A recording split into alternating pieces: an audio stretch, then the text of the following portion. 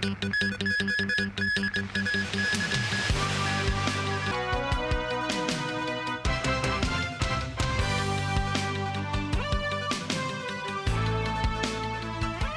and welcome to TVB News. Chief Executive John Lee said today the National Day fireworks display will return to Hong Kong after a 5-year hiatus.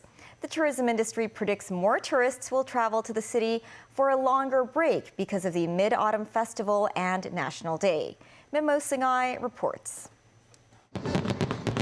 While it is a tradition to mark National Day by displaying fireworks over Victoria Harbour on the first day of October, the event has been suspended since 2019 owing to social unrest and the pandemic. Speaking ahead of the Executive Council meeting today, Chief Executive John Lee announced the resumption of the fireworks on National Day. This means the public will be able to enjoy the display again. To celebrate National Day, the CE said a series of activities and concessions will also be offered to the public so as to bring vibrancy to the city's nightlife. In 2018, the last time a firework display lit up the sky on October 1st, over 260,000 visitors gathered at Victoria Harbour. Timothy Cho, Executive Director of the Hong Kong Tourism Association, said the resumption of the fireworks display will boost the city's tourism as mainland visitors enjoy such shows. He anticipates more tourists will stay overnight in the city after the show because it will not end before 8 or 9 p.m. Meanwhile, the CE said the government is working on a plan to promote the city's night economy, and details will be announced next week. We have been liaising with different sectors and have received positive feedback from them. There will be extensive participation. For example, many shopping malls will be extending their operating hours and providing various concessions and coupons. Catering and wholesale sector lawmaker Peter Siu believes night activities will be useful in boosting the night economy as they can increase the consumption power of both locals and tourists. Mimos 9, TVB News. The police are following up new allegations of sex crimes related to university orientation camps. In the latest allegations, a female student from the Education University of Hong Kong reported to the police that she was raped while participating in an orientation camp held in Yuen Long in July. The rape suspect was also accused of having peeked into another female Education University student's bath during another orientation camp held on Lantau Island last month. Earlier, a University of Hong Kong student was accused of sexual assault on a new student during an orientation camp. Today, the chief executive spoke out on the issue. We must not tolerate any such behavior because the university students are the pillars of society in the future. We have expectations on them for them to behave. Any law-breaking behavior will be unacceptable. For school sponsoring bodies, management of universities, they need to ensure that a proper learning environment is provided within campuses. The State Council delivered a blueprint last week for developing the Shenzhen Park within the Hetao Shenzhen Hong Kong Science and Technology Innovation Cooperation Zone. Authorities noted the central government has tailor-made the positioning of the zone to promote innovation and technology development of the Greater Bay Area. Sharon Tang reports. Details of the plan were announced at a press briefing in Beijing today. The National Development and Reform Commission noted the central government has tailor-made the positioning of the Hetao district or the Lok Ma Chau Loop. It will join Hengqin, Qianhai and Nansha as the 4 major platforms in the Greater Bay Area to promote cooperation among Hong Kong, Macau and Guangdong Province. For this purpose, the 4 places will tap into their strengths. Guo Lanfeng, a member of the commission, said although the loop is the smallest among the 4 platforms in terms of its area, it has the uniqueness of connecting Hong Kong and Shenzhen. He said the goal is to set up an efficient mechanism between Hong Kong and Shenzhen technologies by 2025. With the Huanggang border crossing expected to complete its renovation, a brand new innovation and technology hub will be formed in 2035. The National Development and Reform Commission also said for important topics that involve the Greater Bay Area, the chief executives of Hong Kong and Macau will be invited to take part in discussions and set up task forces for follow-up actions. Hong Kong's Chief Secretary for Administration Eric Chan also attended and spoke at the press briefing. Chan said he will expedite efforts to allow designated IT staff members to cross the borders without checking their IDs. Mayor of Shenzhen Qin Weizhong revealed that 40 approved projects have already entered the Shenzhen Park. Sharon Tang, TVB News. An air bridge at Hong Kong International Airport was put out of service on Monday after suffering a short circuit during Super Typhoon Saola and descended to the ground. Meanwhile, Chief Executive John Lee said he has now asked the Chief Secretary for Administration to review typhoon damage prevention measures. Super Typhoon Saola swept over Hong Kong last weekend, prompting authorities to issue the city's first number 10 signal in 5 years. Authorities received over 1,000 reports of fallen trees. John Lee thanked all sectors for working together to minimize the damage Saola could have potentially caused in the city. Indonesia's president has warned members of the Association of Southeast Asian Nations against getting dragged into big power rivalry. This as ASEAN leaders gathered for a summit in Jakarta. The bloc is seeking to dispel worry about rifts over peace efforts in Myanmar and to reaffirm the relevance of their disparate group. Daniel Rao tells us more. Indonesian President Joko Widodo, opening a summit of the 10-member Association of Southeast Asian Nations in Jakarta, called on the group to devise a long-term tactical strategy that is relevant and meets people's expectations. Widodo said ASEAN has agreed to not be a proxy to any powers. Don't turn our ship into an arena for rivalry that is destructive. He added, we as leaders have to ensure this ship keeps moving and sailing, and we must become its captain to achieve peace, stability and prosperity together. Founded at the height of the Cold War in the 1960s, the politically diverse grouping prioritizes unity and non-interference in members' internal affairs. However, critics say that has limited its scope for action when it comes to handling issues like fellow member Myanmar, where the military seized power in a 2021 coup. ASEAN has banned Myanmar's military leaders from its high-level meetings. But differences in opinion on the matter have emerged within the group, which currently includes Brunei, Cambodia, Indonesia, Laos, Malaysia, Myanmar, the Philippines, Singapore, Thailand and Vietnam. Indonesia is attempting to engage all sides to push for an ASEAN peace plan to resolve the Myanmar issue. Conversely, Thailand has been trying to engage with Myanmar's military leaders. Still, Indonesian President Widodo said today the peace plan will remain the guide for the bloc's approach to Myanmar. China and its increasing rivalry with the United States also looms over the latest ASEAN meeting. Some ASEAN members have focused on developing close diplomatic, business and military ties with Beijing. Others are more wary of doing so. Later this week, ASEAN leaders will hold an East Asia summit.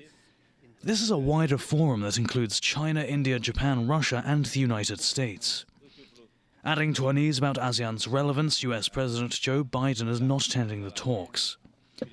Vice President Kamala Harris will attend instead. Chinese Premier Li Qiang will also be present at the summit. Daniel Rao, TV News. Turkish President Tayyip Recep Erdogan on Monday met Russian leader Vladimir Putin in Sochi in an attempt to revive the grain deal that allows for safe passage of export ships from the Black Sea.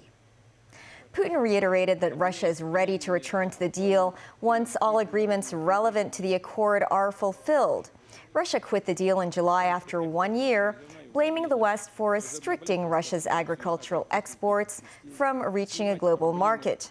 Moscow said at the time that any foreign-registered ships traveling to Ukraine's Black Sea ports would be considered military targets. Putin said that grain deal corridors should not be used for military purposes. Erdogan, who played a key role in forging the initial deal, along with the United Nations, said he expected a solution to be reached within a short time.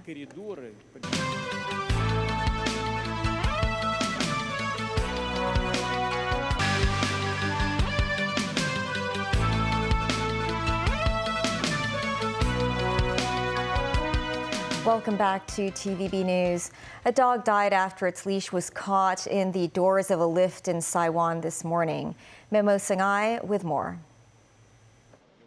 After the accident, a towel was used to cover the dog's body.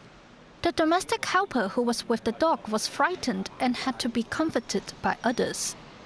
The incident happened before 10 a.m. this morning when the helper was returning to her employer's home after walking 3 dogs. Sources say one of the dogs did not follow the helper into the lift when the doors closed, causing its leash to become stuck between the panels and strangle the animal as the machine rose. An expert from the Society for the Prevention of Cruelty to Animals believes the accident could have been avoided. The helper was handling 3 dogs at the same time. It's very challenging. When you have more than 1 dog in a household, it will be ideal 1 person handle 1 dog, because each dog is individual. What should dog owners and carers do to prevent similar accidents happening in the future? When we take the dog out, I would suggest people not to use the collar only. It's the best, to use the harness. If your dog were putting on leash all the time, then probably you have to consider an anti-pulling harness. The expert reminded carers to focus on the behaviors of dogs when they are out for a walk, because the animal can become nervous or excited in different surroundings. Memos 9, TVB News. The standby signal number 1 is now in force. The observatory will cancel all tropical cyclone warning signals when Tropical Depression Haikui no longer poses a threat to Hong Kong. Haikui is expected to move across inland eastern Guangdong and weaken further. The chance of having strong winds generally over Hong Kong is relatively low. However, there will still be occasional strong winds over the coastal waters of eastern Guangdong at first. The city's top court today partially approved an appeal by former convener of the Civil Human Rights Front, Jimmy Sham, for recognizing overseas same-sex marriages. The appellant thinks that Hong Kong violated the Basic Law and intruded on equal rights by not allowing same-sex marriages and not recognizing same-sex marriages registered overseas. Those arguments were dismissed by the Court of Final Appeal, saying relevant laws have only granted constitutional rights to opposite-sex marriages. But the city's top court agreed with the appellant's view that the SAR government fails to provide an alternative means of legal recognition for same-sex relationships in order to meet basic social requirements. 3 of the 5-judge panel ruled in favor of the argument. A marriage equality group said the decision is a major step forward for equality and social harmony. As British lawmakers head back to Parliament this week after their summer break, thousands of UK children won't be returning to their classrooms because their schools are at risk of collapse from crumbling concrete. Prime Minister Rishi Sunak has been accused of failing to fully fund a program to rebuild England's schools while he was Chancellor of the Exchequer. Meanwhile, the Education Secretary has had to apologize for using expletives during a television interview about the concrete problems in schools. Tracy Furness has more. Prime Minister Rishi Sunak insists it's not his fault that more than 150 schools were told last week to shut some or all of their buildings because they contain a type of lightweight air-filled concrete widely used in construction between the 1950s and the 1990s. Actually, one of the first things I did as Chancellor in my first spending review in 2020 was to announce a new 10-year school rebuilding programme for 500 schools. Now, that equates to about 50 schools a year that will be refurbished or rebuilt. And if you look at what we've been doing over the previous decade, that's completely in line with what we've always done, about 50 or so schools a year refurbished or rebuilt here. There are around 22,000 schools in England, and the important thing to know is we expect that 95% of those schools won't be impacted by this. Schools are scrambling to find classroom space in nearby establishments or arranging online instruction after the government's last-minute directive sparked when 3 schools thought to be safe suffered collapses over the summer. Education Secretary Gillian Keegan said 156 schools were on the critical list so far. But the government says hundreds of schools that use reinforced autoclaved aerated concrete, known as RAAC, could be affected. Meanwhile, Keegan had to make a public apology Monday after using an expletive in an interview on British television over the weekend when talking about the concrete problem in schools. And I'd like to apologise for my choice language. That was unnecessary. But it was an off-the-cuff remark, basically, based on the interview. The interview had been pressing me quite hard, why I hadn't solved this issue, which had been going on since 1994. The use of RAAC is not limited to schools. Courts, hospitals and other public buildings were also built using this concrete, often for roofs. Tracy Furness, TVB News. U.S. First Lady Jill Biden has tested positive for COVID-19 just days before President Joe Biden is due to travel to a Group of 20 summit in India. President Biden, who is now 80 years old, has tested negative for the virus. The White House did not immediately comment as to whether Biden's trip will be affected.